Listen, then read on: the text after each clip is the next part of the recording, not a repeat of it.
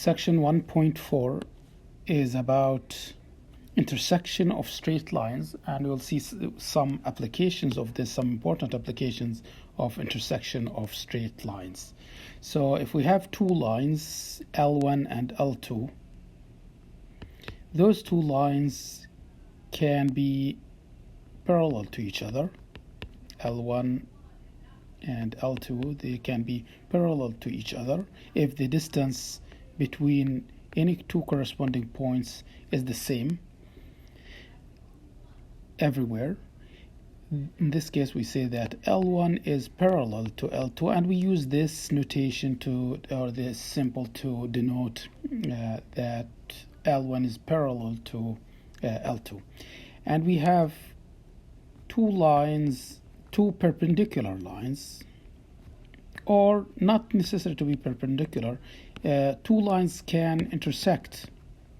This is another case. They may intersect at most one point. And this is a very interesting case. The third case is that two lines, L1 and L2, coincide. They meet everywhere. Okay. Here in this case, we have infinitely many solutions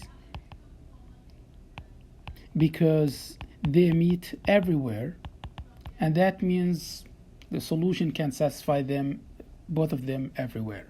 So in this case, we say that there is infinitely many solutions if those coincide, because what we mean by solution is that the solution set is the set that consists of all points where the two functions are equal, and they are equal when they meet.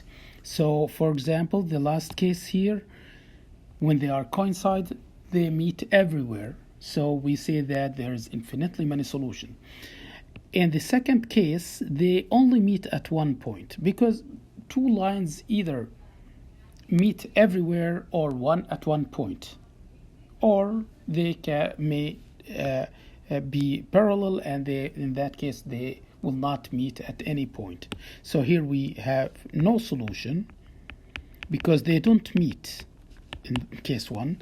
In case 2, we have one solution, exactly one solution, and in case 3 we have infinitely many solutions. The most important case is the second case here in this section, so we will focus on the intersection of two lines. Let's take a general example of the intersection of two lines. We want to find the point of intersection because the point of intersection has many applications. That's why we are interested in finding that point. And that's the solution for a system. When we have more than one equation, we say that this is a system. Okay, so we want to find the point of intersection. In order to find the point of intersection, we set them equal to each other. So we have y equals x plus 1 and y equals negative 2x plus 1. So we set them equal to each other. So we have negative 2x plus 1. Let's start with the first one. The first one was x plus 1, this one, equals negative 2x plus 1. And then we want to solve for x. So this is smaller, negative 2x smaller than x. So we need to add the opposite. So we add 2x. So we have, because we want to group terms with one variable. So 3x plus 1 equals 1. And then we isolate x. We subtract 1 from both sides and get 3x equals 0. And that means x equals 0. So x equals 0, then we need to find y. How to find y? We plug into one of the two equations. Let's plug into this one. So we have y equals 0 plus 1, which is equal to 1. So the point is 0, 1. This point is the solution. The solution of this system is 0, 1. So those two lines meet at one point, which is 0, 1, at this point. For example, y equals x plus 1 looks like this. This is y equals x plus 1 by finding the x-intercept and the y-intercept. And the other line, another line, y equals negative 2x plus 1. We have this line.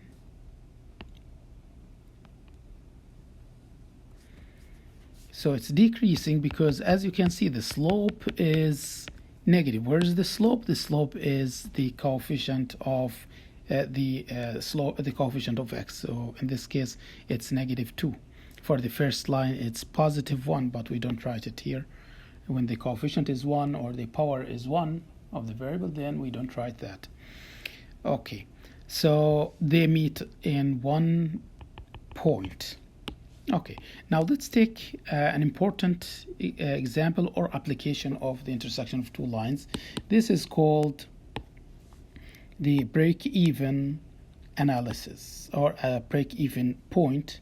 And then when we try to find that point, we call the process break-even analysis after giving interpretation about that intersection point. So if we have revenue, so here's the revenue function. The blue one, the blue line is the revenue. So this is the revenue line when we graph it. And the cost function, the cost is this red line. As you can see, they meet at one point. This point here is called a break-even point. This is the break-even point, and sometimes called equilibrium point. So as you can see, if the revenue is above the cost here in this region, I want to shade it. So in this region, as you can see, the revenue is above the cost, and that means we have profit. If the cost is above the revenue, the red line is above the blue line, then we have loss. And at this point here, we have equilibrium. Okay, so no loss, no profit. Okay, so at the break-even level, a firm neither make a profit nor sustains a loss. Now, how to compute this point? We set R of x equals C of x. I mean, the revenue is equal to the cost. We set them equal to each other as we did in this example, and then we find that point. Okay. Now we have an example here. A break-even level, Prescott manufactures its products at cost of $4 per unit. So that's 4 per unit, 4x, and sells them at price $10 per unit. If the firm's fixed cost, this is the fixed cost F, is $12,000 per month, determine the firm break-even point. So to find that, we need to write the functions C of x and R of x, and then set them equal to each other. What is the cost? The cost is 4x plus, this is the variable cost, plus the fixed cost. The fixed cost is 12,000. Now what about R of x? R of x, this product sells for $10 per unit, so it's 10x. Now we set them equal to each other. R of x equals C of x. That means 10x equals 4x plus 12,000.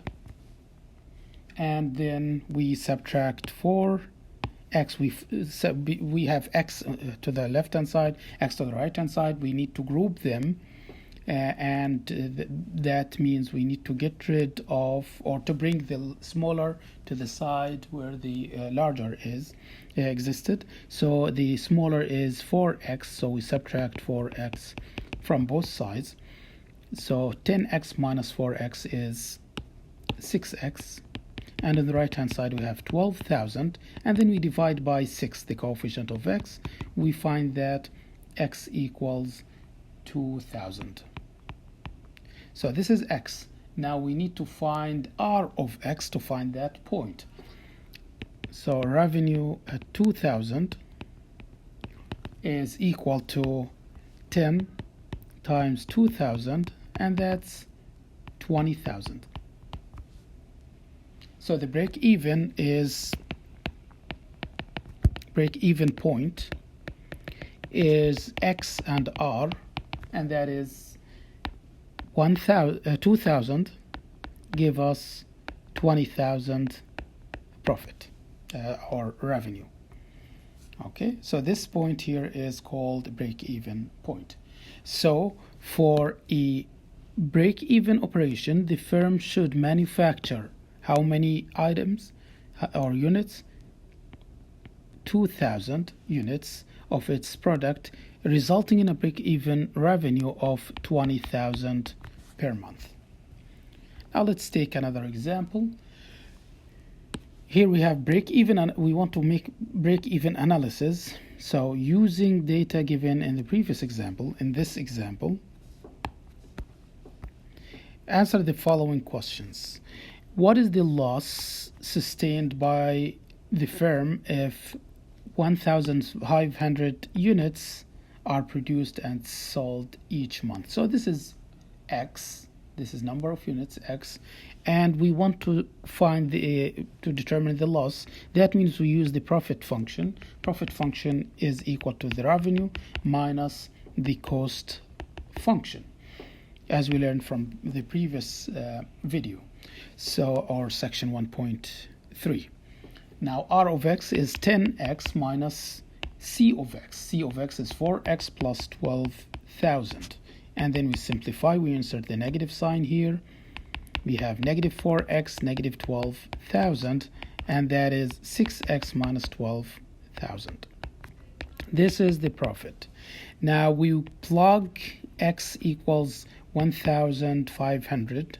So we have P of 1,500 is equal to what? Is equal to 6 times 1,500 minus 12,000. And that gives us negative 3,000. That's the loss.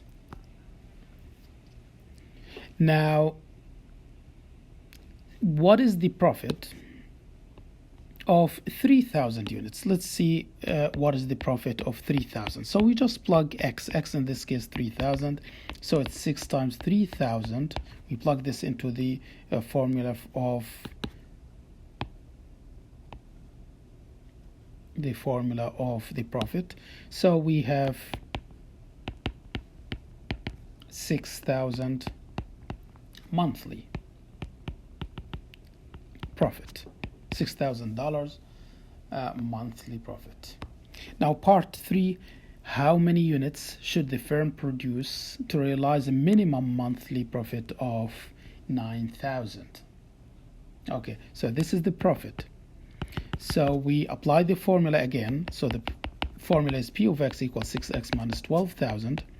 So P of x is given, it's 9,000, and we are asked how many units. That means we need to determine x. So we have 6x minus 12,000, and then we want to isolate x in order to solve this equation. So we add 12,000 to both sides, and we have here 21,000 equals 6x, and then we divide by 6. So x is equal to 3,500 units. So we should produce 3,500 units to get a minimum monthly profit of 9,000. Okay.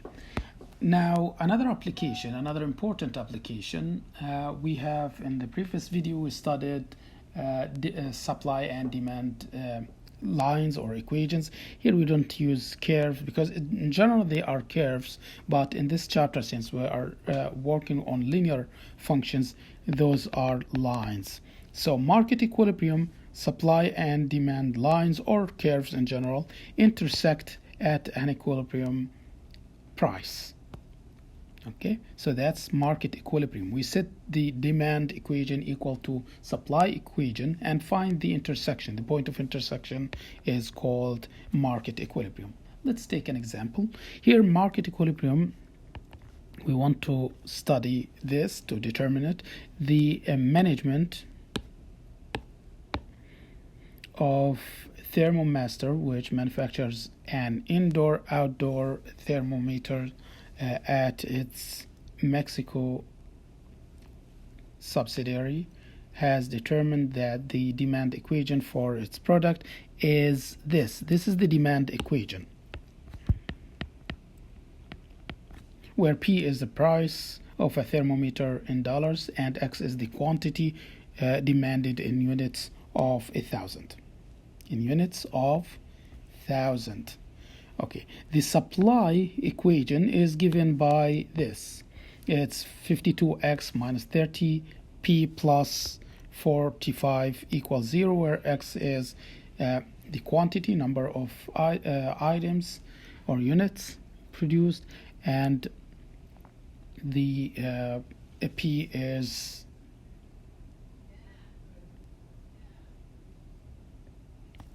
dollars, the price in dollars. We want to find the quantity, define the equilibrium, a quantity and a price. So that means we want to find the equilibrium point that consists of quantity and price. Okay, so let's solve this. So we have two equations. All what we need to do is to find the intersection of those two lines. What are the two lines? The two lines are, let's start with the demand line. The demand line is 5x plus 3p minus 30 equals 0, and the supply is 52x minus 30p plus 45 equals 0. Okay, so it's better to write to the constant to put it on the right hand side. So I'm gonna add 30 to both sides here. I just want to keep x and p, the terms on the left hand side, and the constant on the right hand side. So demand becomes 5x plus 3p equals 30, and this is the first equation. And the second equation, same thing. We subtract 45 just to write it as variable terms on the left hand side and constant on the right hand side. So the supply is 52x minus 30p equals negative 45. This is the second equation, the supply equation. Now we need to solve this system. How to solve this system? We can use any method that we learned from college algebra. We can use substitution method, we can use elimination method, any available method we can use it here to solve this system. Okay, so here let's solve by elimination. So I want to eliminate one of the variables, either x or y. But as you can see here, we have negative 30p and we have 3p. If we multiply the first equation by 10, then we can get rid of the p's. So we have, in the first equation, we have 50x plus 30p equals 300. I multiplied each term of the demand equation by 10. And I left the supply equation without any changes. And then we add, so 50 plus 52 is 102x, and here we cancel 30p with negative 30p, and on the right hand side we have 300 minus 45, that's 255. And then we divide by the coefficient of x, which is 102. So divide both sides by this, you get x equals 255 over 102, which is equal to 2.5 in thousands. As you noticed from the problem, in thousands here, it should be in thousands. Okay, so that's x. X is number of units in thousand. Okay. Now we have, or we can write it 2,500 units.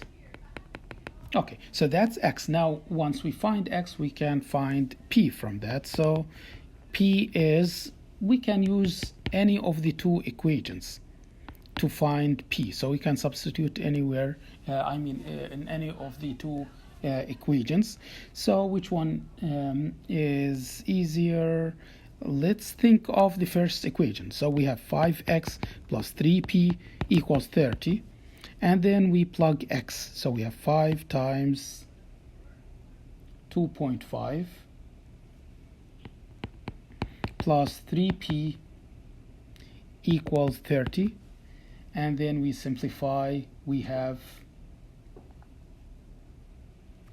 3. We can multiply those. So we have 12.5 plus 3p equals 30. And then we subtract 12.5 because we are solving for p. So we have 3p equals 17.5. And then we divide by 3. So p is 17.5 over 3. And this is approximately 5.83. So this is in dollars. So this is the price in dollars. So the equilibrium point is 2,500. This is X, and $5.83. So this is the price in dollars.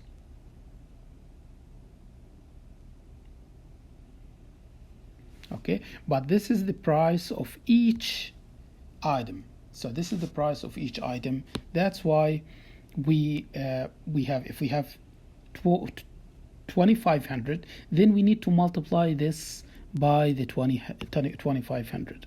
So you need to multiply this by 2,500 to get that price. Okay, or you may easily, it's easier to write just x and the equilibrium point. The equilibrium quantity. This is x. X is the equilibrium quantity, and that's equal to 2,500 units. And P is the equilibrium price, and that's $5.83 per thermometer.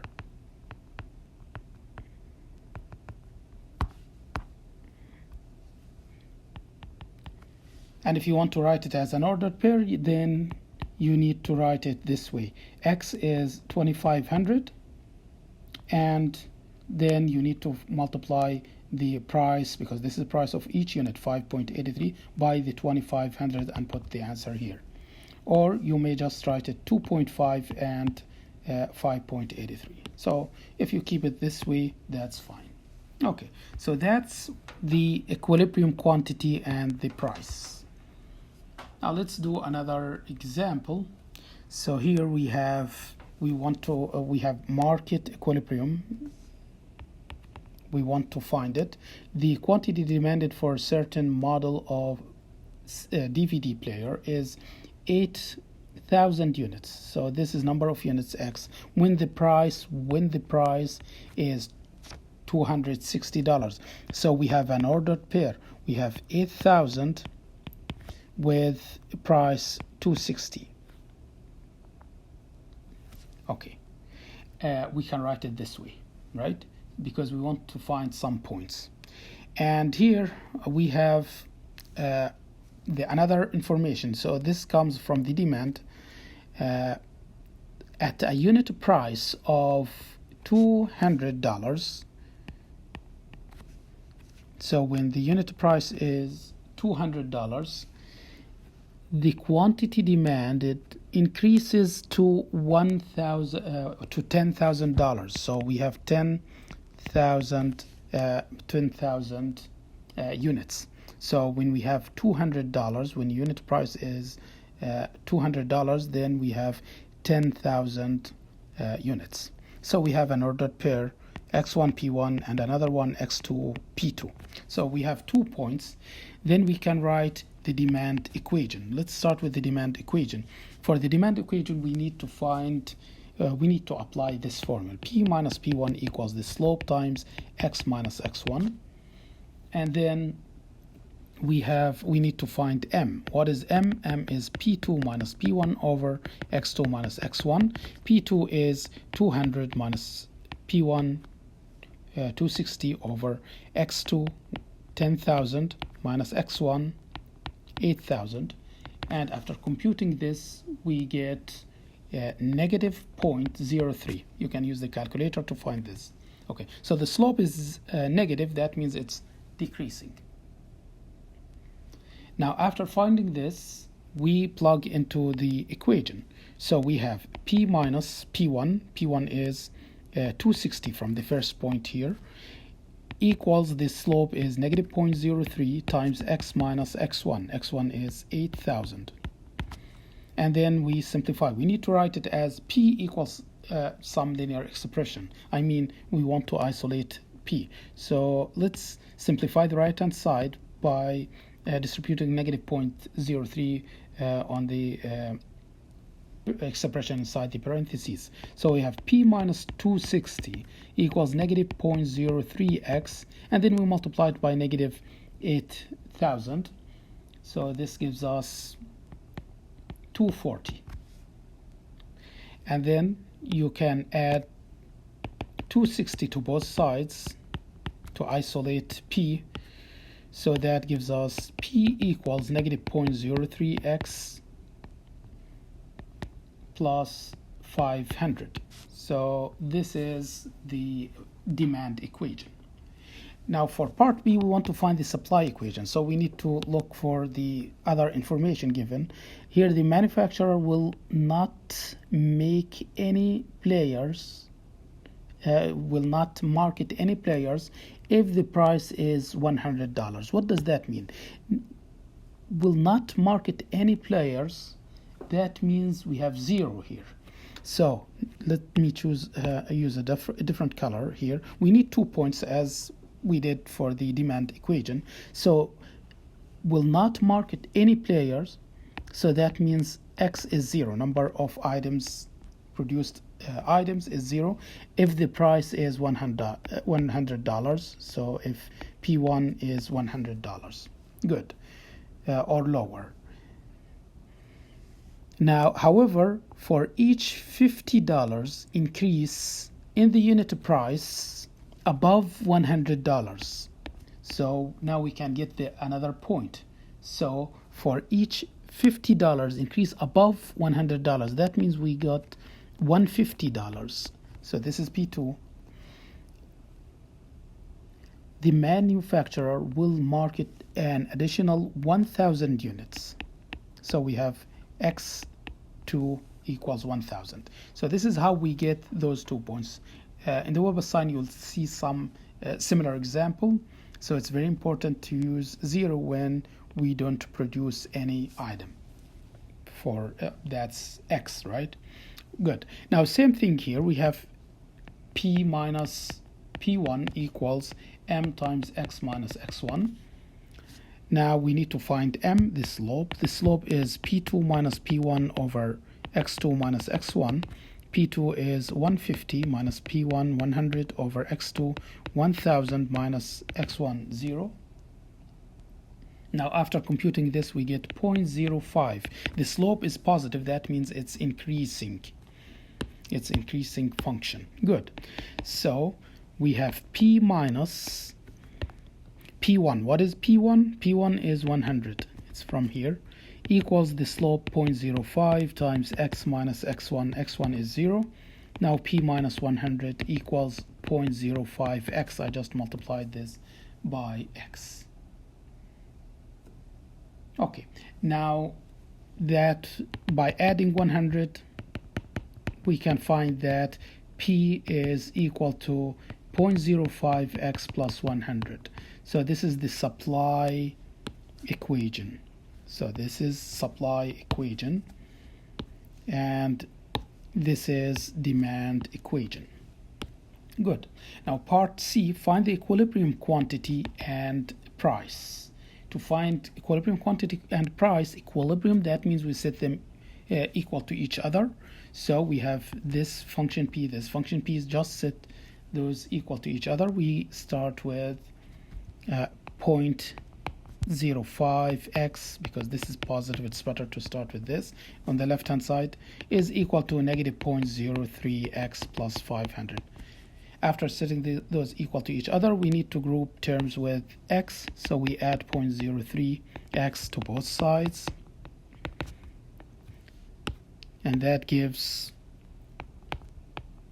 0.08x plus 100 equals 500, and then we need to get rid of the 100 because we want to isolate x. So we have 0.08x equals 400, and then we divide by the coefficient of x. We divide both sides by 0.08, and then using calculator we find that this is equal to 5,000. X represents number of units. Okay, so this is the equilibrium. This is equilibrium quantity. Now we need to find the price. What is the price? The price is, we just plug this value here, 5,000, into the price, and that gives us